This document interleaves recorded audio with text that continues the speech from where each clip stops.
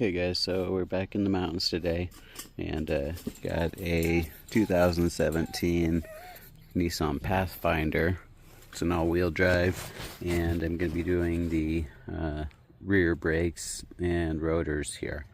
I've already done the brake bleed on this, so we won't be doing that, but as far as the brakes, to start off on the caliper, you have these two bolts. There's one right here and another one right here.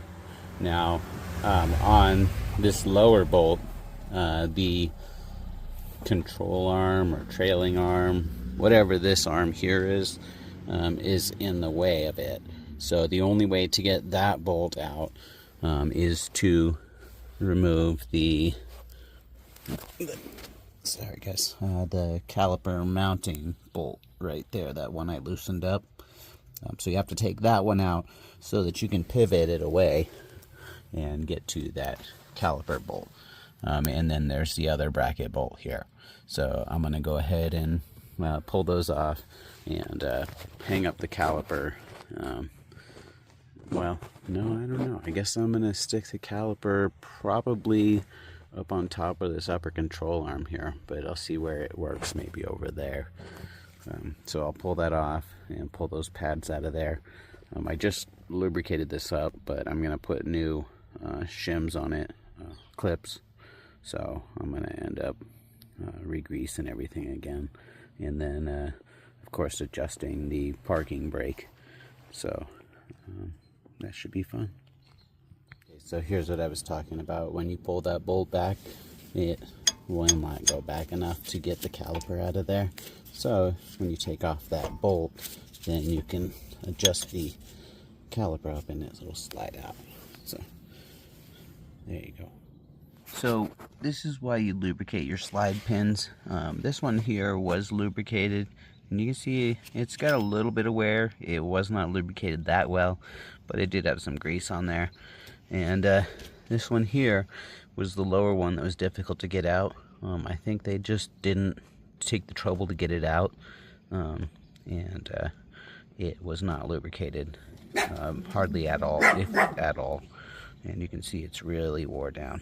So all that scraping there, that's basically taking that coating off, and that's going to cause some resistance when you're applying the brakes. So yeah, we're going to replace those. We've got some new ones there, and the brake pads came with the clips and the bushing, or I mean the boots too. So, and even the little rubber piece on the end, which I have not seen anything come with that piece, so that's nice.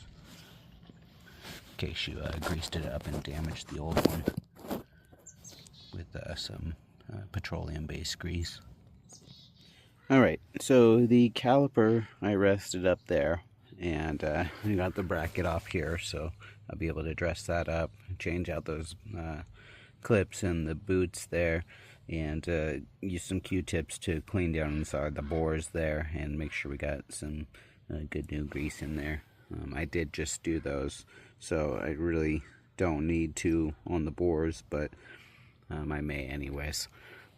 But on the rotors, fortunately this is, about to fall right off, but if yours is seized on there, you may need to bang on it with a hammer. Just make sure you bang on the hat part here and not where your pads are going to be running. And if you cannot get it that way, this rubber plug, if you get this down to the bottom, you can loosen up the e-brake, and maybe that might help you get it off. But hammer away. You're not going to really hurt it. So this rusty surface here all along the hub, we're going to want to clean that up with a wire brush, get as much of that rust off, and particularly around this raised area in the center here, where the inside of the rotor is going to rest. So clean that up real good, and then put a coat of anti-seize on there. If you have aluminum wheels, use aluminum anti-seize, but coat it real good everywhere, but make sure you avoid the lug studs, because if you put it on the lug studs, it's going to affect your torque that you're applying to it, and you're going to end up over torquing your lug nuts and possibly damaging your rotors. So don't do that. Okay guys, so I got the hub painted up. I scrubbed it down with the wire brush real good and got off everything I could. You want to get a good coating on there. Don't get it thick. You're not greasing it, you just want to paint it. You also don't have to get as much of the area as I did, but the way I see it is only paint the area you don't want to seize. So I'm going to go ahead and throw the rotor on there. On these ones, they're drilled and slotted, so you definitely have to make sure you have the passenger versus the driver's side. Also on the pads, the anti-squeal tab goes on the inside pad and on the bottom. So they are different. On the other pad, it's going to be over on this side as opposed to that. And when you are putting the anti-seize on, be careful with it. Anti-seize you don't want to get on yourself. It's a real mess. If you do, you're going to end up looking like this, and it's real easy to get it on your clothes and everywhere else. So yeah, try not to. Okay, so one thing I noticed here on the adjuster is at the top here, not on the bottom. So that rubber plug in there, you want to rotate that to where it's at the top, just left of center, not at the bottom like I said previously. And I wish I hadn't anti-seized this up yet, because I think I'm going to go ahead and pull the parking brake off and lube up that and make sure everything's good with that. So I'll be back. I'm going to pull that apart and then I'll kind of let you know how it went. Okay, so I got this side off, but I wanted to show you on these hold down springs.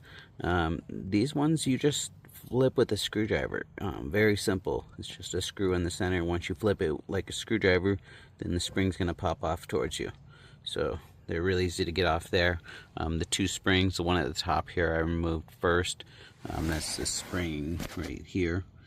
And then the bottom spring, which was this weird one here, I removed from the pad over here. I believe it was this hole here, and it was stretching across above the parking brake lever in there and coming to this hole in the pad over here. So the adjuster is basically out. I'm going to pull that out, pull this shoe down, and grease up all of these points.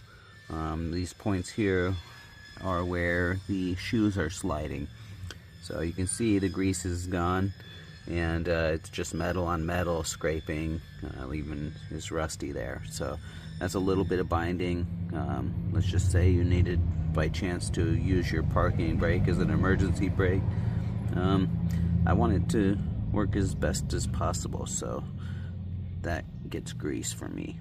And then also any points where it's hard to see in there, but any points where the pads meet, like down in here, right in there.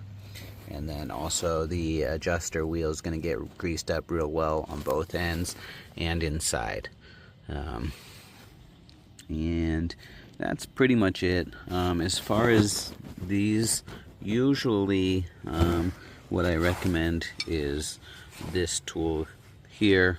It's just that on this particular one you can use a screwdriver, which is really nice. So that's something nice Nissan did. Yeah, let's see. I think that's it for the moment. I'm gonna need to compress the caliper back, and the way that I'll do that is I'll put my spreader in between there and open it up. The spreader is this guy. Let me see if I can get it out for you. This spreader here can do either one piston calipers or two pistons. So we're just going to be taking off the larger pieces, and this is it here. So it's ratcheting. You ratchet it one way, it spreads apart, which is going to push your piston back into the caliper bore there. And once you get it all the way extended, you probably won't be far enough. So in that case, just take your old pads and put them in between the spreader and the caliper, and it will allow you to get some extra space on there. So I'm going to go ahead and grease everything up on this parking brake and put it back together, and if anything seems difficult at all, I'll be right back. So it's a good thing that we took the parking brake apart, because if you look at this pad, you can see it's all really ground down along that edge. You can see it looks like somebody's accidentally left the parking brake on several times, and you can see it's cracked. The pad material is actually breaking in several spots, so these definitely need replaced. You don't want to take a chance of the pad completely falling off and you not having anything there to stop you in the event of an emergency. But yeah, so we got some new parking brakes coming, so I'm going to lube all this up, and then once I get those brakes, I'll get it all back together. But I'll be back.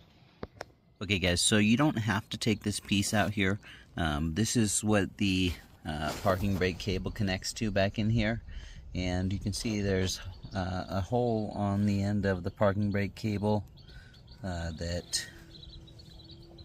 yeah, up in there, that this little peg right here goes into. So that peg has to go through the bottom of the parking brake cable, then through this lever, and then through the back or the top of the parking brake cable. Then there's nothing that holds it in except when you push this piece back in, and that lever slides between this piece. So yeah, it's a little tricky just to get the piece to stay in there. So yeah, if you can help it, don't disconnect that, just grease it back in there and you'll be good. Okay, so everything's all greased up, ready to go for when I get the pads. I have all 6 of the points here of contact where the pads or the shoes slide, and then on the parking brake attachment, those 2 round parts need greased, and then I also greased where the lever pivots there. Any of those pivot points in there, grease is good for. And then also the contact point on the end right here, definitely make sure you get there where the shoes are going to rest on both sides. So it goes right in there. And on the adjuster, make sure you grease the inside of that and the ends too. And on all of that, I used moly grease. A lot of people use silicone grease on brake stuff, but moly grease is better for metal on metal contact, and in this case there is no rubber. It's all just a mechanical application. So and then on the caliper bracket, this has your slide pins. On the slide pins, the one with the rubber bushing at the end goes at the top end of the bracket. And also our pads, I greased up the back of the pads so that they're lubricated against the caliper. And then for the abutment clips, I think they call them, the shims there, I went ahead and used the ones that I already had on there. The new ones are just straight metal, and these ones have an anti-vibration coating or material on them, and it's a black material. Doesn't look a whole lot different than the texture of the gloves, but yeah, if it's on there, use those because that's better than just the plain metal shim. On those I used moly grease, but on the slide pins you definitely have to use silicone grease, otherwise that grease will get on those boots and it'll cause them to swell up and fall apart basically. So you don't want to get dirt in there, and if you do that you will. So clean out the bore, get all the old grease out of there, lubricate up the slide pins decent, you know, a decent coating like I did the pads. Keep it away from the tip so that you don't end up with the slide pin unable to compress because of the incompressibility of the grease that's in there. So yeah, just slide them, or grease up the sides real good and then slide it in there. I'm gonna have to take them back out when I put the caliper there, but I just wanted to get them all greased up and ready to go because I am waiting on those pads. So I think that's pretty much it. Just waiting. So I'll go ahead and get the other side ready to go too, and I'll be back when I get those pads. Another little tip here, before you get rid of your old rotors, make sure you pull this little rubber clip out of it, or little rubber plug out of it, and put it into the new rotors. For some reason, nobody who makes rotors wants to give you that little piece of rubber, so otherwise you'll have a hole there, and something may end up getting in there. Okay, so I got the new pads, and they're all the same, all four, so it doesn't really matter which ones you use on which side. Before I put this together, you could lubricate up the places where they rest down in here, and then the 6 spots where it slides, but since I put a good coating on everything, I'm not going to. Up here also in that groove where the adjuster goes. Yeah, everything's greased up good, so I'm going to go ahead and put that on there. The first thing I'm going to do is I'm going to connect the hold down screws, which go into these little slots there. These guys right here. We didn't get a new hardware kit, but I don't think it's going to matter. This spring here would be the next thing I'm going to put in, and that goes underneath, but above the parking brake.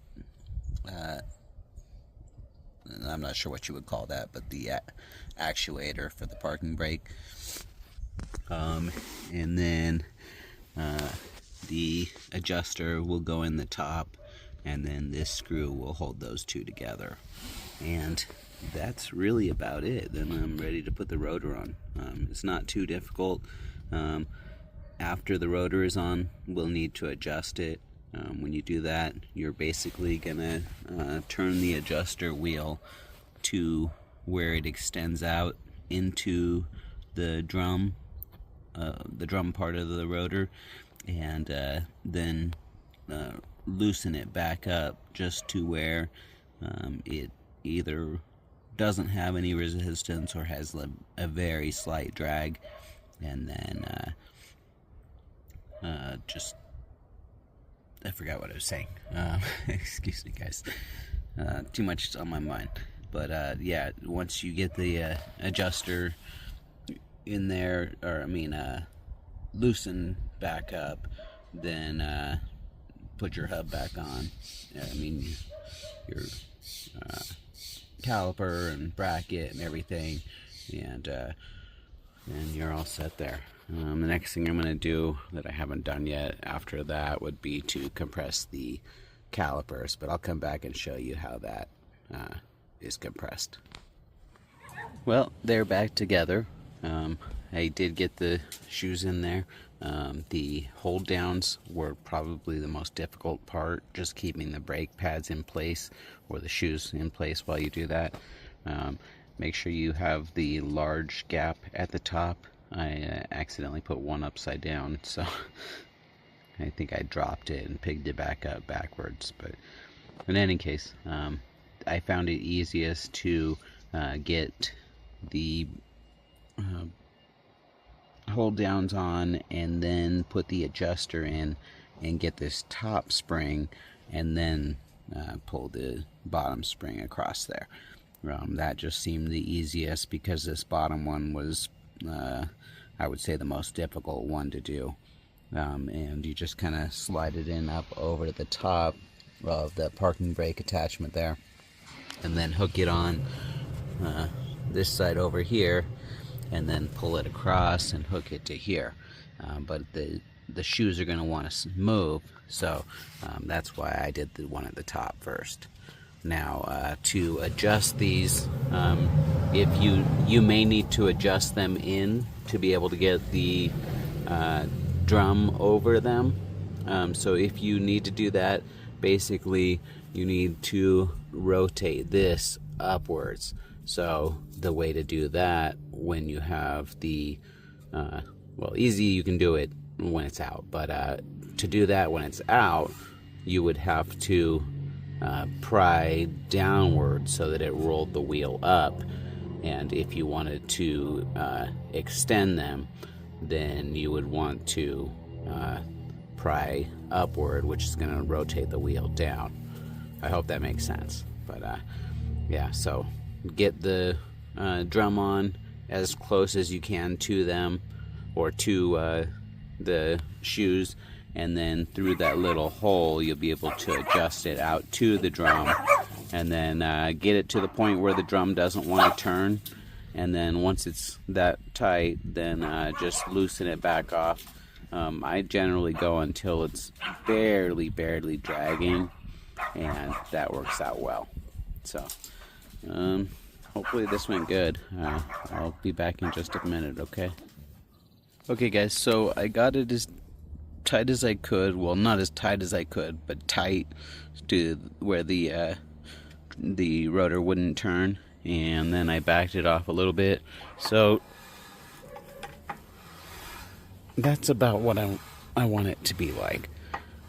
You can go a little looser, but where it's at there, it's very slightly dragging and it'll wear in. It does have a self-adjuster, so if it gets too loose, it will readjust itself to where it needs to be up against there. But get it close. That's the best way to do it, I think.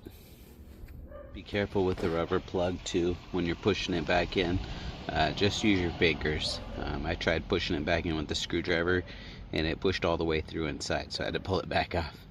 But when you get this on, I like to just put a lug nut back on just to hold it in place, because it's got the parking brake behind it and it's snug up against it. It's not really gonna move, but I feel a little more secure when I'm putting the caliper bracket on, because it keeps it from being as likely to get grease on it.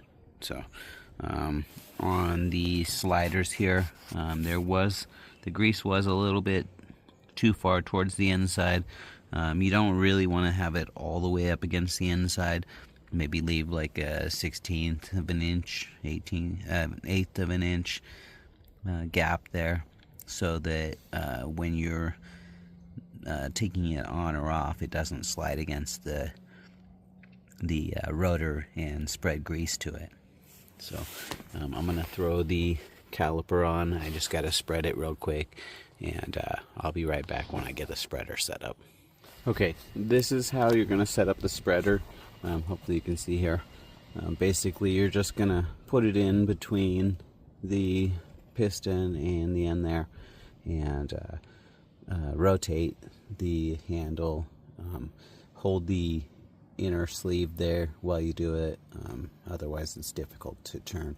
But there's a lever on there to switch between tightening and loosening, and just spread it apart until that piston is bottomed out.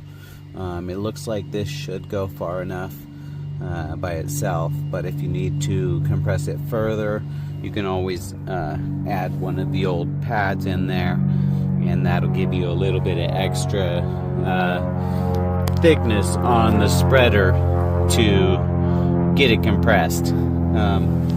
The caliper, when you're compressing the caliper, make sure you open up the brake fluid reservoir. You don't need to, you can leave the cap on, just don't have it locked, so like take it off and then just set it back on top. I think everything's ready to go at this point. I think I'm going to go ahead and put the bracket on, and then connect my caliper and the pads. So on this one, we got to remember on the back here, we do have that issue where the arm here is in the way of the bolt, so we'll have to get the slide pin,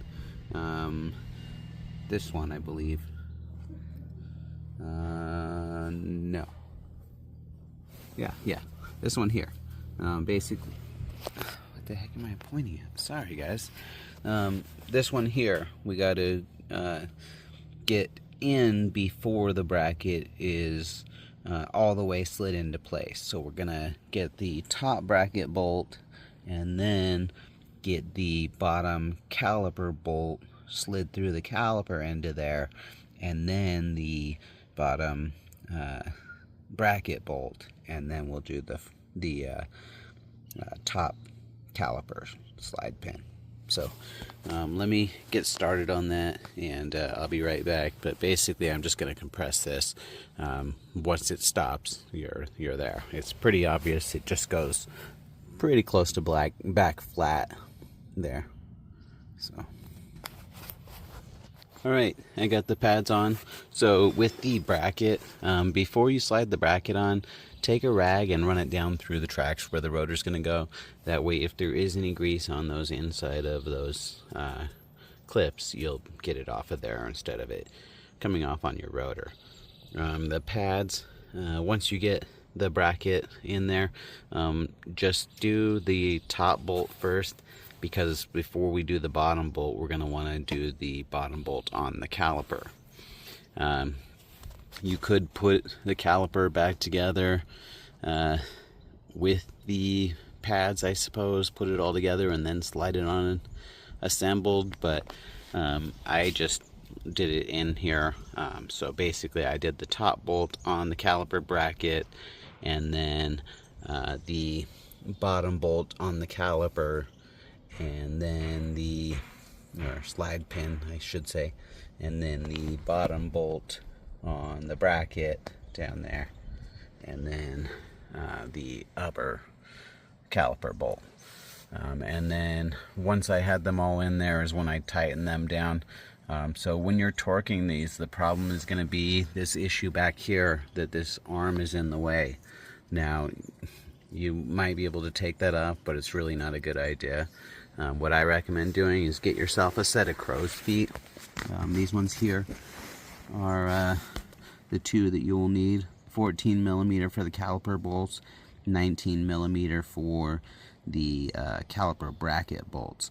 And even with the crow's foot on the 19 millimeter on the bracket bolts, you kind of have to bring it in at a straight angle off the end of the torque wrench once you get it hand tight, and then as you tighten it, keep ratcheting on the torque wrench so that you can get this as close to 90 degrees off from the torque wrench as you can, because the further it goes this direction, the more torque you're going to be applying, because it changes the length of the fulcrum, which is basically from the center of the head there down to the end of the handle. So then when you put the crow's foot, then instead of it being here, then your center is over here.